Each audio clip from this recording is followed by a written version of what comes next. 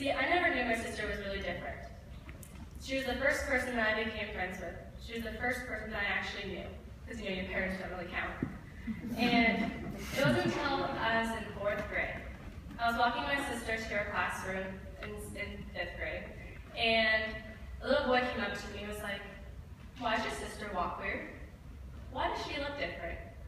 And at that moment, everything just hit me like a ton of bricks. I didn't know how to answer that. I never took the time to actually look at my sister and realize that there's something wrong. And so that night, I went home and I talked to my parents. I was like, "What's wrong? Why is Brianna different?" And they were almost ashamed to just now be telling me. And so they told me, and that night I was up that night, tossing and turning, because I didn't know if it was a bad thing that she was different. I didn't know if it was okay. But then the next morning, Saturday morning, me and my sister were just sitting in the living room, playing like normal sisters or normal siblings would do, talking and just watching cartoons. And it doesn't matter that she may walk different, that she may not be able to talk like normal other people can. And I finally accepted that she's different for a reason. She's here to show me that people can be different, but yet be so special to you. And so, one thing I want to talk about, little boy, he's one of me and my sister's best friends. He says to everybody that he meets, first thing says, "Don't diss my ability." And I just want you all to really keep that in your mindset, that it's not a disability, it's just a way that shows them through other eyes. So then, now to move on to my next point, it gets a little hard, so be prepared.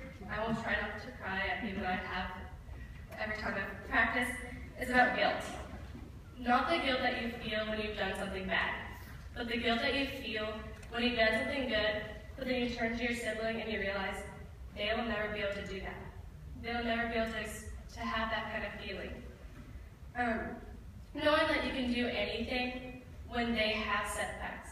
They have limitations that bind them to where they cannot do those things. I remember when I first got my driver's license. I ran home to my parents, waving it around, so excited. I turned around to my sister sitting on the kitchen table. And I started bawling, because I realized that she can't do that. She'll never be able to drive, let alone even take the test, or even understand why she can't drive. But I tried to include her in everything that I can possible. So on my graduation day, I had her sitting next to me, right by the stage. And even though I couldn't take her up across the stage like I wanted, when we went to give our mom's roses, I was able to give her one. She was with me at my graduation reception, opening presents, because she loves presents and she thought they were all hers anyways. I included her. And even though I still have that guilty conscience in the back of my mind all the time, every time something good happens to me, or I'm able to do something, I always think, she'll never be able to do that. She'll never be able to go to college. She'll never be able to live on her own, let alone even be by herself for a couple of hours. And she'll never even be able to get married and have kids in her own family. So what I want you guys to take away from this part is to include people that have special needs, that have a disability, with everything in their lives, whether good or bad.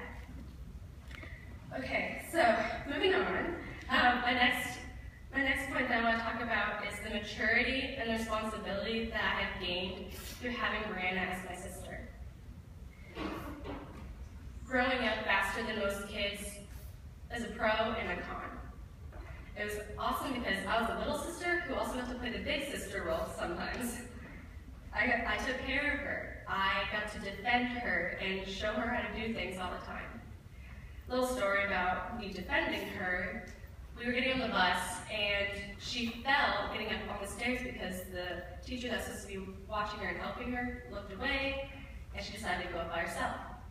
Well, I saw this boy in the front seat of the bus laughing and making fun of her. Next thing I know, I punched him in the face. I was in 5th grade, and let's say I couldn't ride the bus for 2 weeks, and I was in detention after school every single day for the rest of that week. And so, it wasn't just because she was my sister and someone was making fun of her, but because she couldn't defend herself. She was part of my responsibility, not just my parents, but me too. And so I grew up faster than most kids in my class, most of my friends. I had more responsibility, not only to myself, but to my sister. I wanted to be there for her for everything. I learned that keeping responsibilities is hard work. I had to watch my sister and be her caretaker several days when parents had to go to work. Also, having Rain as a sister, I learned about setbacks. I learned that there will be limitations, not only for people with disabilities or special needs, but also for any one of us. And it's up to us to work around those setbacks and those problems that we are facing to find something that we can do together. When I was little, I always thought of really cool ideas to do with my family, but a lot of the time their excuse was, we can't because your sister can't do it. And so yeah, that was really hard. I was frustrated a lot, but like accepting person, I found different things that me and my sister could do that would be just as fun for both of us and that we could do together. Out of everything, my sister is still my best friend, a buddy, an advocate, and a mentor that grows with you in life. And even though she may be different, whatever you call different, but she's still just like the same sister that any of you would have, or any brother that you guys would have. And so I just want everyone to understand my point of view as a sister, and that this is dedicated to her.